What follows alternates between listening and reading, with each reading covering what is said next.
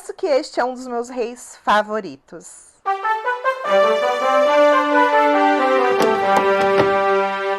Olá, curiosos, tudo bem com vocês? Muita gente acha estranho, né, quando nós falamos, um rei favorito, como assim um monarca favorito? Mas vocês vão entender. Afinal, eu amo falar sobre a realeza, né? E este rei, ele era muito inteligente, ele era estrategista, ele fez muitas coisas importantes também. Eu não sei nem dizer o tanto de história e o tamanho que vai ficar esse vídeo, porque tem muito detalhe, são muitas camadas na história deste rei. E eu espero não esquecer de nenhum detalhe aqui, quero trazer tudo para vocês. Um rei que teve o maior reinado da Europa, conhecido como Luís o Grande, Rei Sol, Rei Luís XIV. Ele foi um rei absolutista, né? Ele concentrou todo o poder para ele. Tudo, absolutamente tudo tinha que passar pelo rei, ele tinha que ter esse controle. Mas tem um porquê também, tá, gente? Mas vamos lá, a gente já chega lá. Com 5 anos de idade, ele se torna rei da França. Claro, né? Não foi de fato ele que reinava. Afinal, uma criança, o que uma criança pode fazer por um país? Ele nasceu em 5 de setembro de 1638. Se tornou rei em 1643, como eu já falei, quando ele tinha apenas 5 anos de idade. E ele morreu em 1º de setembro de 1715, ou seja, foram 72 anos de reinado. Mas eu quero contextualizar a história do nascimento de Luís XIV. Antes da gente chegar no nascimento dele, o que acontecia? Quem era sua mãe? Quem era o seu pai? Gente, é muito interessante essa história. Claro que eu vou falar deste rei, né, que era o pai de Luís XIV, num outro vídeo separado, porque são muitas camadas da história também. E também de sua mãe, né, Ana da Áustria, que não era austríaca. Ele era filho de Luís XIII. Foi um casamento por conveniência, como sempre, toda vez, né? E Ana da Áustria tinha muito problema com a sogra, Maria de Médici. E o marido a via como inimiga, porque afinal ela era espanhola. Eles então se casam em 1615. Luís XIV nasce em 1638. Olha o tempo, porque assim, o casamento não foi consumado assim rapidamente. Demorou um tempo. O marido odiava a esposa. E este foi o primeiro filho do casal, né? O que salvou Ana da Áustria, que já estava numa posição complicada na corte. E depois eles teriam um outro filho, né? Filipe, o tal Duque de Orleans. Se você já assistiu a série Versalhes, vale muito a pena, eu gosto muito dessa série. Só que me incomoda algumas cenas, assim, muita cena de sexo o tempo todo, tá, gente? Gente pelada o tempo todo. Eu assisti assim, pulando. Então foram 23 anos para ter um filho, após abortos e tudo mais. Mas beleza, isso garantiu a posição de Ana da Áustria na corte. E a linha sucessória Bourbon, né?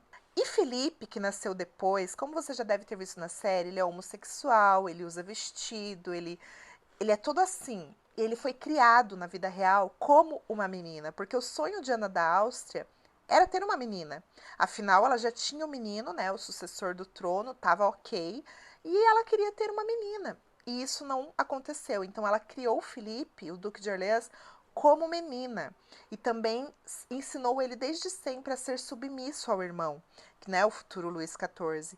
E isso na série mostra muito também como ele era submisso a Luís XIV. Isso para que ele não tivesse nenhuma pretensão ao trono, o que claramente funcionou. Então, com 5 anos de idade, ele se torna, Luís XIV, né? Se torna rei e sua mãe, Ana da Áustria, seria sua regente. Ao lado do cardeal Mazarin. O cardeal ensinou ao pequeno menino a arte da diplomacia. Com 10 anos de idade, Luís XIV passou por privações. Isso por conta da Guerra Civil. Estavam acontecendo revoltas contra a monarquia. Isso aqui é uma informação muito importante para você entender o porquê ele domesticou os nobres lá na frente. Então, essas privações que Luís XIV teve que passar modelou ali o seu caráter, o seu comportamento. E ele aprendeu também que nenhum homem deveria ascender num posto tão alto, ao ponto de se tornar uma ameaça à segurança do Estado, sabe? Ele então casa em 1660 com a infanta espanhola Maria Teresa da Espanha, que inclusive era sua prima, filha de Filipe IV e Isabel da França, que era irmã de Luís XIII. E este casamento foi um tratado para colocar o fim ali numa guerra, né, franco-espanhola. Maria Teresa era uma mulher religiosa. Ela se dedicava a obras de caridade, era uma mulher submissa. E eles tiveram 6 filhos juntos, mas desses 6 filhos, somente um chegou à idade adulta. E Luís XIV não foi nenhum santo não, tá, gente? Quando eu falo que ele é meu favorito, não é nessas questões assim, porque eu não gosto dessa parte dele, que ele tinha muitas amantes, e ele não tratava tão bem assim Maria Teresa da Espanha, né? Não respeitava ela em nenhum momento, assim, com tantas amantes, tantos filhos ilegítimos que ele teve, e ele inclusive legitimava seus filhos. Tá? Aconteceu um escândalo em Versalhes, que mostra também na série que Maria Teresa da Espanha tem uma filha, e essa filha nasce negra. Supostamente ela teria tido ali um caso com seu servo anão, o Nabo, né? O apelido dele era Nabo. Vieram, né, os médicos com um monte de desculpas falando que ela supostamente comeu muita azeitona preta durante a gestação, por isso que a criança nasceu com aquela cor diferente. E nasceu ali, Louise Marie Thérèse, que claramente foi mandada para um convento, e o Nabo, gente, o Nabo sumiu. Lá na série Versalhes, eles mataram o Nabo, né?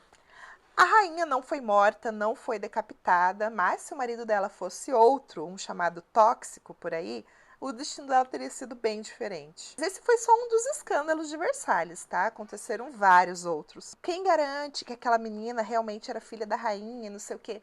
Bom, alguns dizem que eram os camponeses que tiveram um filho, que mandaram para o convento, que não tinham condições de criar, e o rei dava uma pensão de 300 libras para essa menina que cresceu nesse convento ali para ajudar os camponeses. Então, assim, até que parte da história isso é real, a gente não sabe, né? Se realmente foi filho da rainha ou não. Enquanto isso, Luís XIV teve cerca de 18 filhos ilegítimos. Teve várias amantes, né? Teve ali a primeira, que foi uma menina de 16 anos, virgem, mas ele falava: não, tá comigo, tá com Deus, já que eu sou representante de Deus na terra e tal. A menina caiu na lábia dele. A tal Louise de Vallière, por 10 anos eles foram amantes. E foi trocada por outra, e assim era, né? Tem uma que foi a mais famosa das amantes, a tal Madame de Montespan. Ela foi a segunda amante com o título.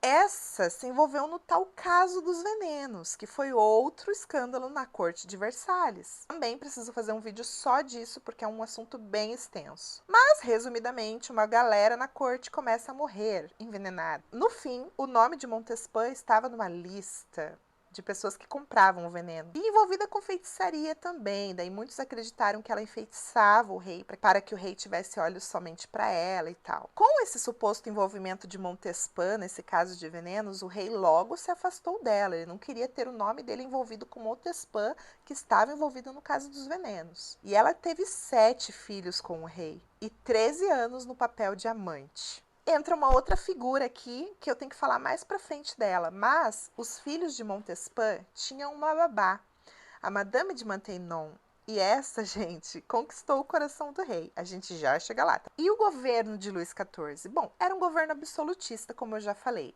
E ele trouxe a nobreza para morar no palácio. Então, a nobreza passava muito tempo, a maior parte do ano, em Versalhes. E era obrigatório eles darem as caras em Versalhes. Isso traria benefícios para eles também. Em 1661, o cardeal Mazarin morre e então agora Luís XIV assumiu de fato o governo, o trono. Se intitula Rei Sol. Por que Rei Sol? Era o seu apelido e também o emblema de seu governo, um sol. Por quê? Ele era a figura central, o principal astro, o que dá vida a tudo no planeta. Símbolo de ordem desde a antiguidade. A Terra gira em torno do Sol, assim como tudo devia girar em torno do rei. A rotina dele, desde a hora que ele acordava até a hora que ele ia dormir, era acompanhada pelos nobres, e era um prazer para os nobres, por exemplo, ser escolhido para esvaziar o pinico do rei. A nobreza assistia o rei e a rainha comendo, o rei andando pela corte, indo até a missa. Tudo era um espetáculo. E foi um reinado muito próspero, gente. Ele nunca convocou o parlamento e levou 50 anos até que Versalhes ficasse pronto. Para quem não sabe, este foi o rei, né, que construiu Versalhes. E a grandiosidade de um palácio enaltecia o rei, a figura do rei, mostrava o poder, a imponência do rei. E Versalhes, né, nunca fui lá, mas eu profetizo que eu vou pisar lá muito em breve, e é puro luxo e ostentação, né? Aquele salão dos espelhos, que é a coisa mais linda. E também tinha a questão dos retratos. Os retratos dos monarcas tinham uma função. Não é à toa que nós vemos um retrato de um rei imponente, mostrando poder, grandiosidade. Era esse o intuito, era bem photoshopado, tá? Porque apesar de o rei ser fedido, apesar do rei ser banguelo, apesar do rei não tomar banho, ter piolho, enfim, ter que trocar de roupa várias vezes por dia por conta do seu fedor, a população não precisava saber disso. Precisavam saber que o rei era um homem poderoso, forte, cheiroso, bonito, tanto que Luís XIV tinha 1,60 m e ele usava saltos que o ajudavam ali na altura. E esse retrato em específico que eu vou mostrar aqui para vocês, este retrato, na ausência do rei, precisava ser reverenciado como se fosse a própria figura do rei mesmo ali, como se o rei estivesse presente. É um retrato de Rigaud, de 1701. Ele também causou uma revolução na moda, já que antes de Luís XIV, a capital da moda não era a França, não era Paris, era Madrid. Então os franceses exportavam os belos vestidos e tecidos e tudo mais de Madrid, já que na França não tinha. Começa a valorizar a moda francesa e eles começam a fabricar a própria roupa. E começa a ser proibido importar de qualquer outro país se aquilo já existisse na França. Então as pessoas tinham que gastar o dinheiro delas ali na França mesmo, o que ajudou muito a economia. Começam a acontecer muitas e muitas regras na corte. Tanto que tem a regra de etiqueta feita por Felipe, o Duque de Orleans, né? Luís XIV deu essa função para o Duque de Orleans e ele fez perfeitamente. Então agora tinham regras de etiqueta na corte, inclusive no vestuário. Nos bailes, as pessoas passavam horas ensaiando para os bailes, as pessoas passavam horas acompanhando o rei em seus afazeres do dia a dia, horas tentando impressionar o rei, serem vistos pelo rei, porque assim eles ganhariam benefícios. Isso seria ótimo, né, para eles e para a família deles. Então eles não tinham tempo de se rebelar ou de pensar em se rebelar contra o rei da França, porque eles estavam ocupados o tempo todo em agradar o rei da França. Me diz se esse rei não era um gênio. Então, mesmo que a pessoa não quisesse dançar, não quisesse ir para um baile, era obrigatório. Ele tinha que ensaiar para ir para o baile e saber dançar. Falando em dança, este rei amava dançar balé. Eu fico imaginando como ele tinha tempo para tudo isso. Porque ele teve um governo próspero, ele tinha um monte de amante. Gente, como que ele teve tempo para dançar balé, inclusive? E as posições do balé clássico foram criadas pelo professor de balé de Luís XIV, Louis-Pierre de Belchamps. Ele criou as 5 posições básicas do balé e foi professor de Luís XIV por mais de 20 anos. Inclusive, a esgrima foi quem influenciou as posições do balé. Uma curiosidade a mais aqui.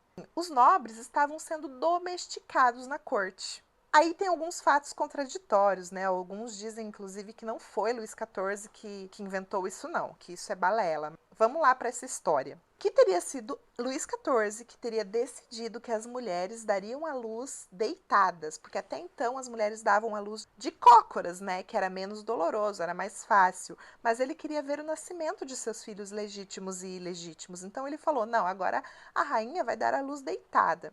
Tanto que o fórceps teria sido criado para ajudar no nascimento desses bebês, que nasciam com mais dificuldade. E logo essa posição se popularizou, porque se a rainha dá a luz deitada, então quer dizer que é algo incrível, que é algo bom, porque caramba, a rainha dá a luz assim, por que não a minha mulher também não pode dar a luz assim? Isso se popularizou e até hoje muitas mulheres dão a luz deitada. Ele também regulamentou a profissão do cirurgião. Por quê? Ele sofreu por muitos anos com o furico dele infeccionado, gente. Falei que era muita história, que eram muitas camadas. Ele tinha uma fístula anal, hemorroidas. Cavalgar era um desespero, mas ele passava muito tempo cavalgando antes de começar a ter esse problema. Passou 10 anos sofrendo com o problema no furico dele, gente. E vários tratamentos falharam. Então, o médico Claude François Félix disse que o que resolveria o problema do rei no seu furico era uma cirurgia. Só que na época uma cirurgia, sim, era uma entrada para a morte, porque eram muitas bactérias, não tinha aquela higiene adequada. E o rei aceitou. E com um bisturi, que depois foi chamado de bisturi real, foi feito todo o procedimento. Foi um sucesso e depois de 2 meses o rei foi considerado curado.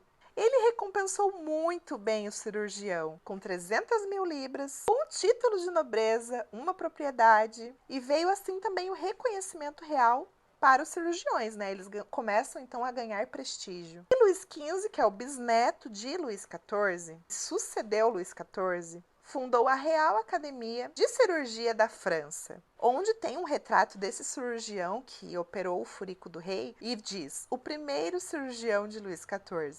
Agora voltando para o lado pessoal de Luís XIV de novo, que era um caos, né? Em 1683, Luís XIV fica viúvo. Maria Teresa, que mais vivia isolada, rezando em missa, não concordava muito com as festas promíscuas dadas em Versalhes, né?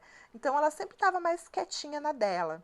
Mas ela falece aos 44 anos. No mesmo ano, o rei se casa com a Madame de Maintenon. Lembra que eu falei lá atrás? A babá dos filhos ilegítimos dele com Montespan? Então, ela era essa governanta.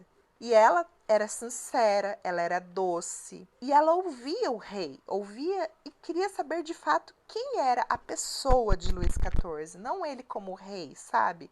E ele começa a mudar de atitude, de caráter. A partir daqui, ele não tem mais amantes. E amava passar tempo com a esposa secreta, porque sim, eles se casaram secretamente. E eles ficaram juntos até a morte de Luís XIV. Então, em 1º de setembro de 1715, morre o rei, com 72 anos e 100 dias de reinado. Ele morreu de gangrena. Tem ali a questão da higiene do rei, né? Que ele era bem fedidinho. Ele tomou cerca de 2 banhos completos durante toda a sua vida. Porque assim, ele tinha lá uma piscina que ele levava seus amantes e tal. Mas não era aquela coisa, eu vou tomar um banho, vou lavar a sovaca, vou lavar aqui meu bumbum. Não era uma coisa pensando na higiene. Era mais ali pra, né, fazer coisas obscenas. Conta-se que ele era bem fedido. Ele tinha um buraco no palato. Ele quase não tinha dente na boca, ele era banguelo, ele tinha piolho, ele era baixinho, tinha 1,60 m, e ele trocava de roupa por muitas vezes durante o dia, várias vezes durante o dia, justamente por conta do mau cheiro dele. Então, assim, ele era um rei fedidinho, que tinha hemorroidas, mas ele era inteligente, ele era genial, ele era estrategista. Então ele era realmente um rei que soube governar. Ele foi brilhante. Como rei, não tenho o que falar. Ele foi brilhante. Então é isso, gente. Eu vou ficando por aqui. Espero que vocês tenham gostado desse vídeo. Espero não ter esquecido de nenhum detalhe importante do Luís XIV. Tanto que se você lembrou de alguma coisa que eu não citei no vídeo, me fala nos comentários que quem sabe a gente faz uma parte 2, né? Apesar que esse vídeo ficou bem longuinho. Mas eu gosto muito de falar de Luís XIV. Porque, na minha opinião, ele foi genial mesmo, gente. Me fale aqui também qual é o seu rei favorito, qual é a sua rainha favorita. Eu vou amar saber, tá bom? Eu vou ficando por aqui, então. Até o próximo vídeo. Tchau, tchau.